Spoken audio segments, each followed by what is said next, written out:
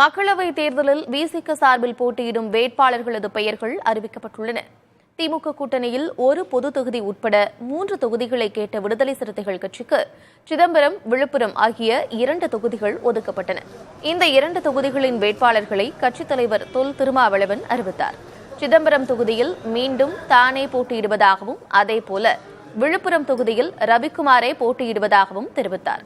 இந்த 2 தொகுதிகளிலும் பானை சின்னத்தில் போட்டியிடுகிறோம் என்றும் அவர் தெரிவித்திருக்கிறார். நடைபெறவுள்ள இந்த நாடாளுமன்ற பொதுத் தேர்தலில் சிதம்பரம் மற்றும் விழுப்புரம் ஆகிய 2 தொகுதிகளில் விடுதலை சிறுத்தைகள் கட்சி போட்டியிடுகிறது. 2 தொகுதிகளிலும்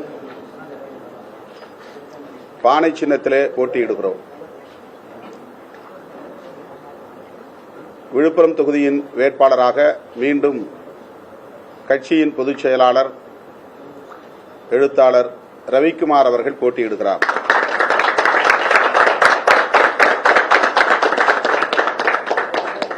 சிதம்பரம் தொகுதியில் மீண்டும்